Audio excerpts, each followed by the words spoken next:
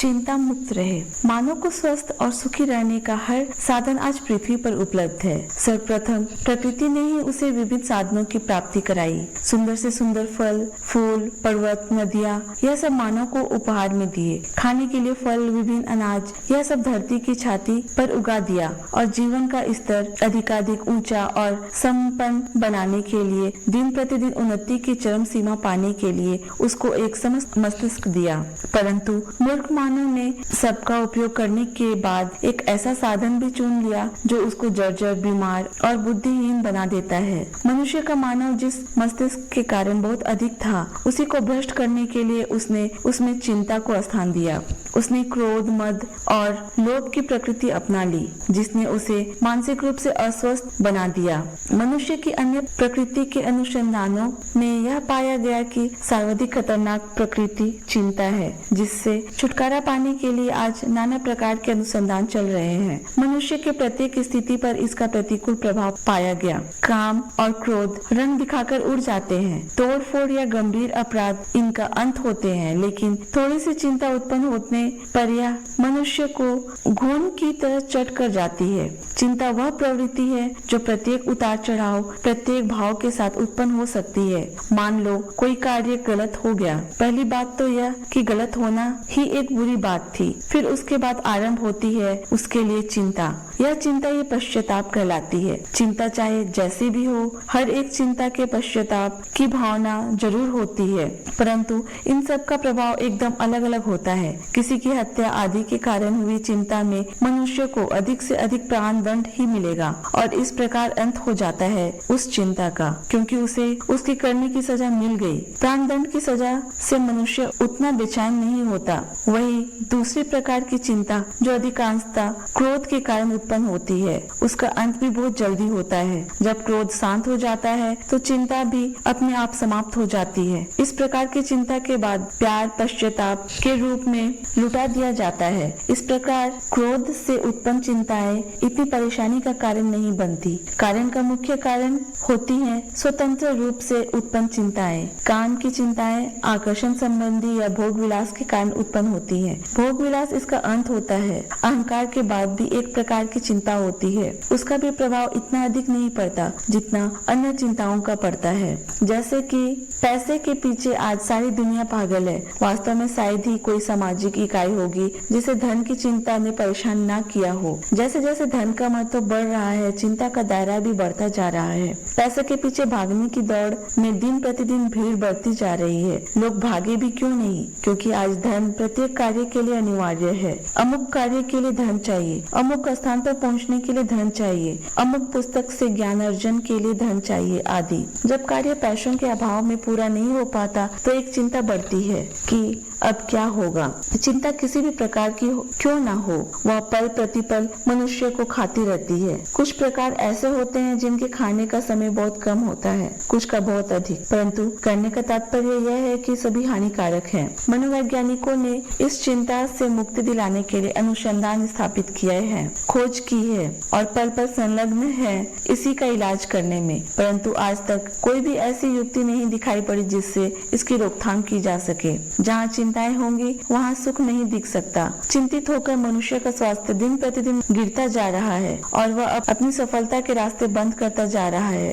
वास्तव में इस चिंता ने आज मनोवैज्ञानिकों तक को चिंतित कर दिया है। इसके निदान के लिए वह एक एक पल चिंतित है। यदि सत्य पूछा जाए तो चिंता का इलाज लाइलाज भी है और बहुत सरल भी है। हम अपनी समस्त चिंताओं के स्वयं उत्तरदायी हैं। हमारा जन्म दुखी रहने या घुट घुट कर मर जाने के लिए नहीं हुआ है, वरन इस सुंदर संसार में हंसते रहने के लिए ही हुआ है। मनुष्य को जो भी दुख है वह भाग्य या ईश्वर से नहीं, बल्कि प्रत्येक दुख व अच्छे बुरे का उत्तरदायी वह स्वयं है। हमारी सबसे बड़ी गलती है कि हम अपने सुख व दुख का उत्तरदायी किसी और को ही मानकर हर समय उनके प्रति चिंतित रहते हैं। इस कटु सत्य को हम स्वीकार नहीं पाते कि हमें अपनी गलती दिखती नहीं है। कठिनाई तो यह है कि हम गलती की ओर शीघ्र ध्यान नहीं देते और जैसे जैसे गलतियाँ बढ़ती हैं हमारी चिंताएं भी बढ़ती जाती है। समय के साथ मनुष्य की चिंताएं कम होने के बजाय उस पर इतना बादल गहराता जा रहा है। मनुष्य क्या नहीं कर सकता।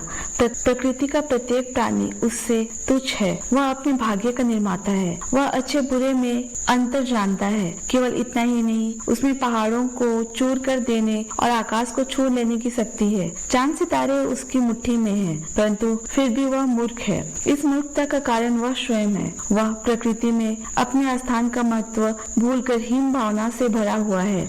छोटी से छोटी बातों से भी वह निराश होकर चीख पड़ता है। अपने मस्तिष्क में चिंता के घून को स्थान दे देता है।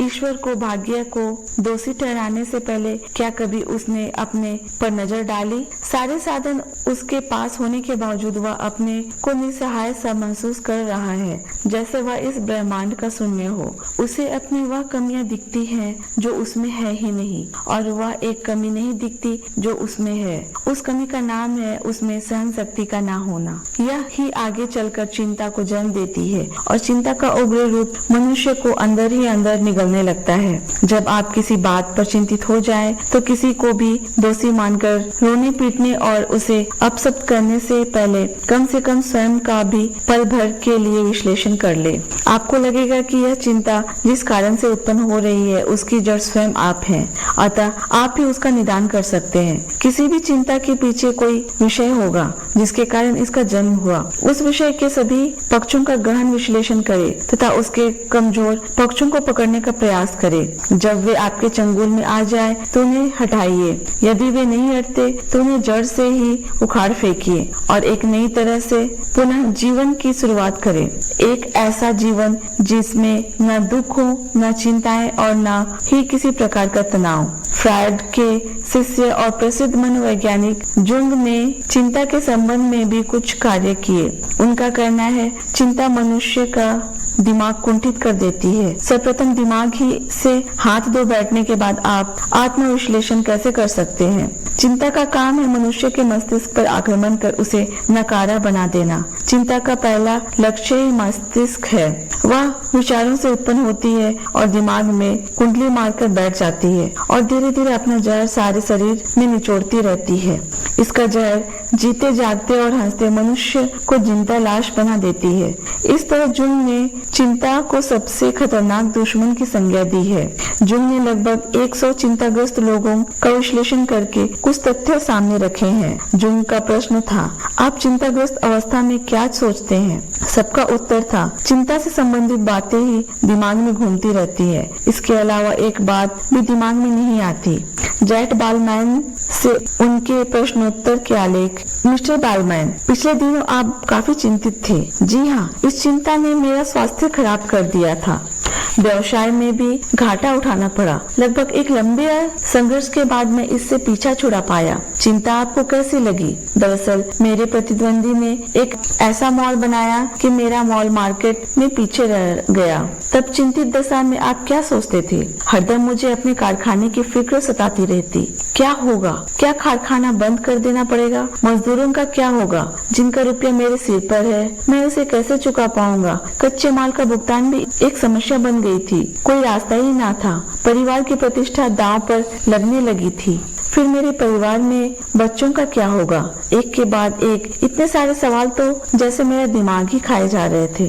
मैं इसी ख्यालात में डूबा रहता था। वह तो भला ही हो उस फाइनेंसर का जिसने वक्त पर मेरी मदद की। वह वक्त पर मेरी मदद को आ गया। मैं फिर खड़ा हो गया। उसकी मदद से मैंने अपनी खोई संपत्ति वापस पा ली, वरना मैं तो दिवालिया ही हो जाता। मिस्टर बॉलमैन, इन कथनों से बहुत कुछ तथ्य प्रकाश में आए। चिंता बड़े से बड़े व्यवसायी की बुद्धि भी ऐसे कुंठित कर देती है मानो वह इस संसार का सबसे नादान व्यक्ति हो। इसके प्रभाव से आदमी एकदम निष्क्रिय हो जाता है और निष्क्रिय व्यक्ति चिंता के हाथों की कठपुतली बनकर अनगिनत नाच नचाता जाता है। चिंता से भरे विचारों के आदमी का मन बिना पतवार की नौका के समान इधर उधर डोलता ही रहता है। उसको ना कोई किनारा दिखता है और ना अपनी सीमा। चिंता तो उसे अपने विषय में सोचने और परिस्थितियों का विश्लेषण भी नहीं करने करने देती। आदमी की बुद्धि उसका शिकार बनती है और शरीर का वह तेजी से भक्षण शुरू कर देती है। इस प्रकार व्यक्ति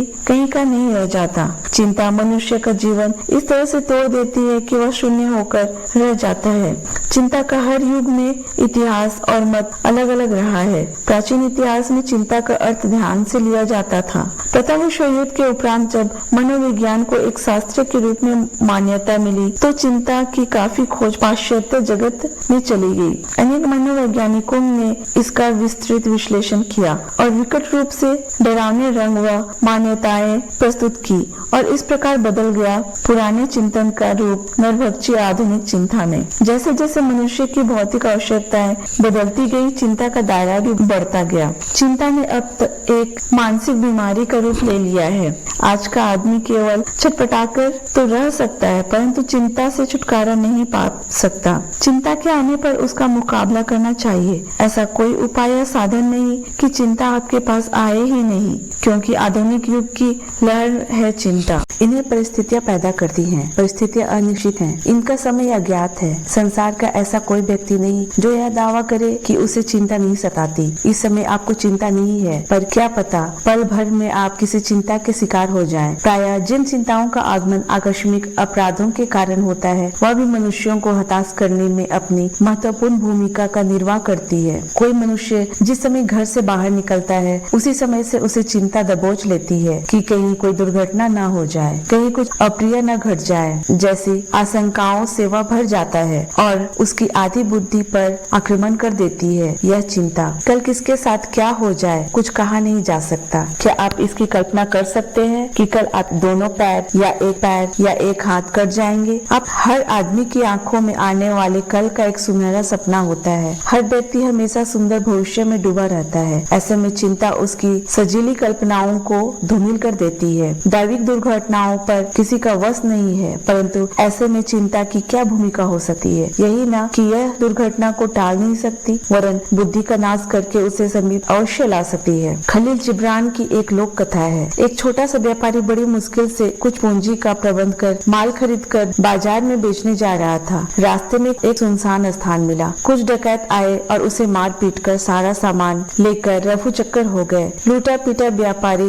बैठकर विलाप करने लगा। तभी एक आदमी वहाँ से गुजरा। उसने पूछा, रोते क्यों हो भाई? व्यापारी ने सब बता दिया। इस पर वह हंसने लगा और बोला, इस जंगल में तेरा रोना कौन सुनेगा? दूसरी बात, यदि तू रोता रोता घर भी जाएगा तो कोई तेरी भरपाई नहीं करेगा। तीसरी बात, जो कुछ तेरा गया है उससे कई गुना अधिक तू कमा सकता है, इसलिए चिंता छोड़। व्यापारी अब रास्ते पर आ गया और रोना धोना छोड़कर अपनी राह चलने लगा। व्यापारी मान गया। अगली बार उसके पास काफी सामान भी था और लठैत भी थे। सामान्यतः आपके पास कुछ घटित हो जाता है तो दो तरह के लोगों से आप घिर जाते हैं। एक तो वे जो आपके साथ सहानुभूति दिखाते हैं, दूसरे वे जो आपके विलाप में स्वर मिलाकर रोते हैं। किंतु किसी हानि के बाद चिंता तो उस हानि से भी बड़ी हानि है। वास्तव में व्यापार या किसी भी प्रकार के प्रयास में असफलता इस बात की सूचक है कि प्रयास उचित रूप में नहीं किए गए। कार्य में किसी अप्रिय घटना का हो जाना या अनचाही हानि होना तो एक प्रकार की परीक्षा है। यदि आप उसमें सफल हो गए तो आपको मन मांगा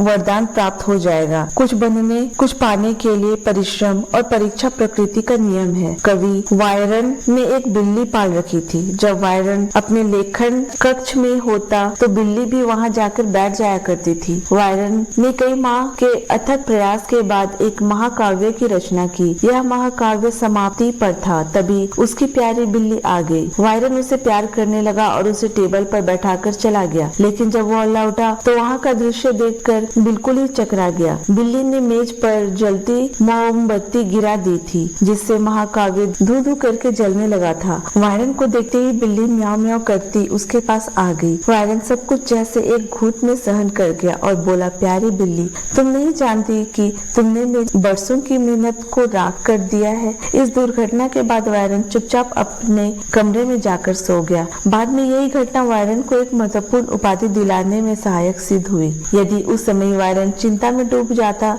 अब क्या होगा यह सोचकर पागल हो जाता, तो आगे वह किसी योग्य न रह जाता। लेकिन उसके संयम ने उसको ऐसा करने से रोक दिया। कोई भी घटना अपने मन में उदासीन होती है, जिसे अपने संयम तथा संकल्पों के द्वारा वरदान और चिंतन अथवा आक्रोश के कारण अभिशाप में बदला जा सकता है। परंतु किसी भी विपत्ति में जरा भी न घबराइए। चिंतन, विवेक, आत्म संयम तथा परिश्रम का हाथ मजबूती से पकड़े रहिए तथा एक बात का और ध्यान रखिए, वह यह कि आप बीती को अधिक चर्चा का विषय न बनाएं। इस घेरे के अंदर आप पूर्णतः सुरक्षित रहेंगे। चिंताएं आपका पीछा करना बंद कर देंगी और आप अधिक सुखी जीवन बिता सकते हैं। आर्क बिशप माइकल ने 1954 में फ्रांस में एक भाषण दिया, जिसमें उन्होंने चिंता को शैतान की बेटी कहा। पश्चिम मनोवैज्ञानिकों का कहना है कि जितना अधिक ज्ञान का उदय होता है, उतना ही अधिक चिंता का प्रभाव भी मजबूती से जड़ पकड़ता चला जाता है, फिर वह मृत्यु तक पर हमला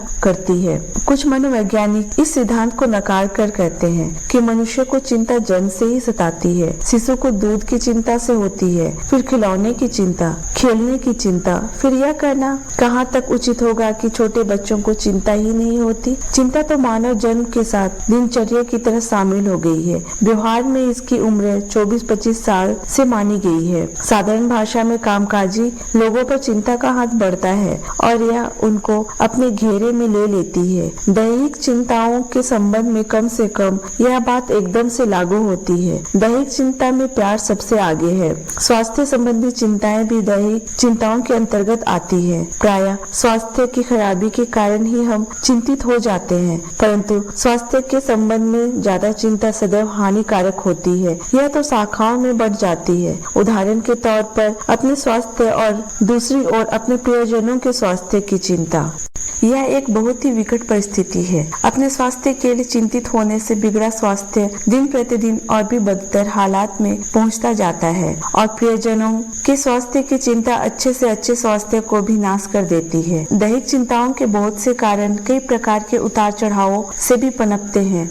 पति पत्नी के आपसी संबंधों के दरार चिंता का कारण बन सकती है। पति का पत्नी के साथ विश्वासघात या पत्नी का पलायन दोनों को ही तोड़कर रख देता है। मनोवैज्ञानिक विश्लेषणों ने चिंता का एक तीसरा रूप भी खोज निकाला है, वह है भौतिक रूप। जो जो मनुष्य का विकास सभ्यता की ओर होता जाता है, त्यों त्यों उसकी आवश्यकताएं भी बढ़ती जाती हैं। आज के युग में बहुत कुछ पा लेने की होड़ में मनुष्य चिंता के सागर में डूबता जा रहा है। जब हमारी किसी समस्या की इच्छा पूर्ति नहीं हो पाती, तो हम परेशान हो उठते हैं और यह सब परेशानी ही सारी चिंता की बुनियाद है। क्या होगा, कैसे होगा जैसी अनजान कल्पनाएं मनुष्य को आंशिक रूप से पागल और चिड़चिड़ा बना देती है। परिवार की समस्या, साधनों की समस्या, किसी के व्यवहार की समस्या, परिणाम की समस्या आदि की चिंता मनुष्य को सुबह से शाम तक दौड़ाती रहती है। किसी भी आवश्यकता को लक्ष्य बनाकर हम उसे पाने के लिए दौड़ना शुरू कर देते हैं और प्राप्ति के साथ एक दूसरी आवश्यकता हमारी बुद्धि में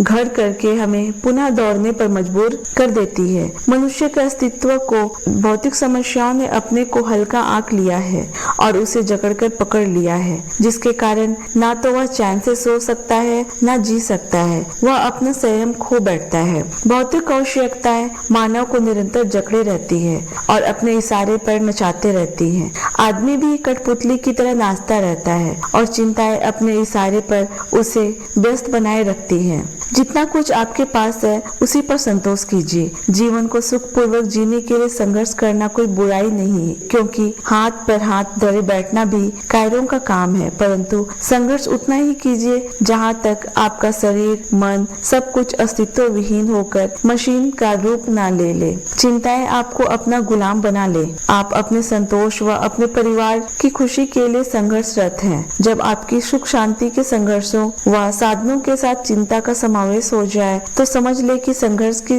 दिशा कुछ गलत हो गई है और आप उसकी जकड़ में आने से पहले ही इस कारण की लगाम खींच लीजिए जिसने आपको चिंतित किया। आप अपने दायरे तक ही रहिए। जितनी चादर है उतने पैर पसारिए। आपका वेतन यदि कम है और आपका परिवार आप पर निर्भर है, तो अथक परिश्रम जो आपके वश में भी नहीं, उसे करने से बेहतर है कि आप अपनी जरूरतों को सीमित करें, क्योंकि भाग दौड़ आपको किसी भी दशा में संतोष नहीं दे सकती। शायद संघर्ष आपको धन तो दे देगा, लेकिन उससे मूल्यवान मन की शांति है जिसका आप नाश कर बैठेंगे। यदि राजमहल में भी कोई रहता है और वह प्रसन्न नहीं है, तो उससे कहीं धनी व झोपड़ी में रहने वाला निर्धन मजदूर है, जो तमाम चिंता तनावों से मुक्त होकर शांति के 2 कौर मुंह में डाल लेता है और ठंडा पानी पीकर आराम की नींद लेता है। अतएव संतोष का रास्ता धन है। यह एक भ्रम है। जो कुछ आपके पास है उसी पर संतोष करें। लालच आपकी चिंताओं को और बढ़ाती है। चिंताएं उत्पन्न करने की जिम्मेदार आप खुद हैं। जरा उस व्यक्ति के विषय में सोचिए जो मोटर कार चलाते समय अपनी स्पीड को बढ़ाता चला जाता है और जब ब्रेक लगाना चाहता है तो उसे मालूम होता है कि उसके ब्रेक फेल हो चुके हैं। इसलिए व्यर्थ की चिंताएं ना बढ़ाएं, क्योंकि एक समय ऐसा आएगा जब आपकी अंततः इच्छाएं जानलेवा बन जाएंगी। ब्रेक रूपी स्वयं शक्ति को सदैव अपने वश में रखिए। कार्य कुशलता के मूल्य को नष्ट कर देने वाली कोई चीज है तो बहुत कुछ पानी की ललक और चिंता से भरा व्यक्ति। चिंता मुक्त रहो, भय मुक्त रहो। बहुत से लोग जिनकी निराशावादी प्रवृत्ति होती है वे अपने मार्ग में भय ही भय देखते हैं और यह भय उनकी प्रगति में बाधा बनता है। इस प्रकार के भय और चिंता उनके शारीरिक संतुलन का नाश कर देते हैं और उन्हें पता भी नहीं चल पाता कि इस प्रकार के चक्करों में फंसकर उनकी आयु का नाश भी हो गया और आशा से कम ही वे जीवित रह पाए। चिंता हमारी शक्ति और इच्छा पूर्ति करने वाले साधनों को रोक देती है। वह किसी रचनात्मक विचार और प्रवृत्ति को जन्म ही